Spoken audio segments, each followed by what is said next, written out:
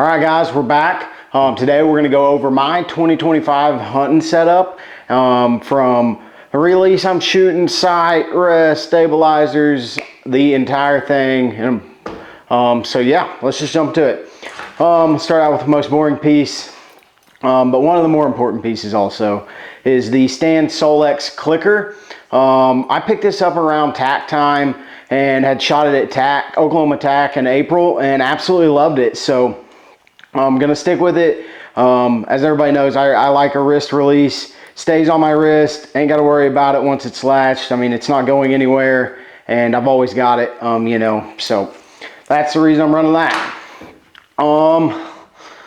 We can get into quiver. Is a tight spot quiver. I ran it for 2, maybe 3 years now. Absolutely love it. I really like that it's adjustable to every arrow. I've ran 6 mils. I've ran 4 mils. These are micro diameters, and it can do everything. So I do like that, and it sits really tight up against the bow there, and it's pretty easy to balance out on stabilizer weight. So arrow setup is going to be the Easton Axis 4 mil long ranges. 300 spine. We're coming in at, like, I want to say around 460 grains.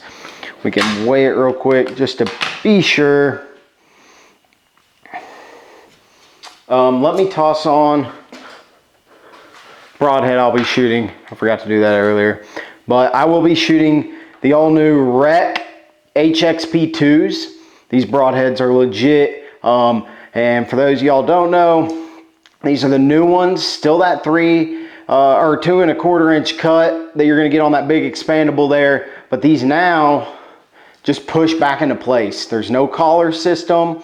It's made out of 5 pieces, and they're the simplest broadheads on the market. They legit, like I said, clip right in place. On impact, they're gonna bounce right out. If you shoot, miss, or shoot through a pig or whatever, you know, and want to reuse it, whatever you may shoot through, you're legit just gonna push them right back into place there, and they're good to go for the next one. So let's weigh this bad boy. Oh, I guess we need it in the right mode. So we are sitting at 452 grains. So right around that 450 grain mark, which is what I like. It's going to do everything here in Oklahoma and more. It's right around what I would consider the best arrow weight you can have, anywhere from that 420 to around 460 is kind of what I like. Veins and wraps, running Bohning wraps. They're just got our logo on them. Keep Seeking topo wraps, and then the Bohning X3 veins. Absolutely love these veins.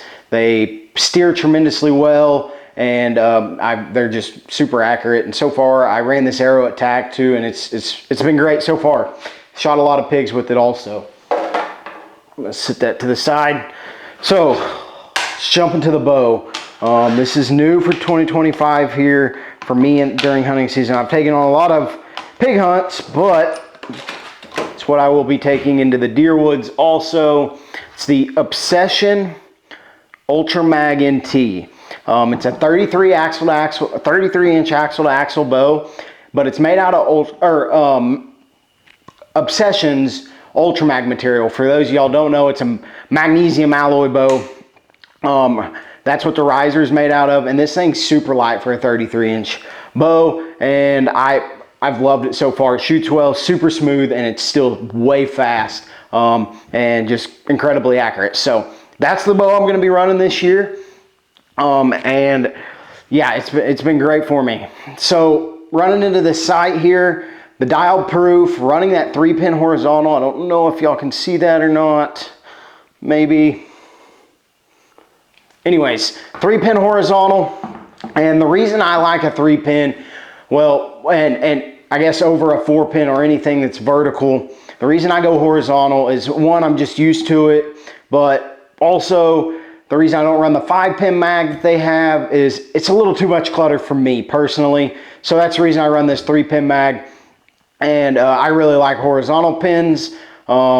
just so I can adjust them to the perfect yardages I want and everything. So yeah, this sight I've had for just under a year now, and it's been great to me. Ever since they've dropped, pretty much I've had one, and it's been great. Everything pretty much just has its spot. It's super easy and simple. There's 3-pin indicators. I mean, yeah, it's been great. Nothing but good things to say there. Rest is a QAD, I don't remember, it's the Ultra Rest HDX. Still mounts with that out here. It's not no, I can't remember what they call that now. Integrated rest here, I think, is what they call that one.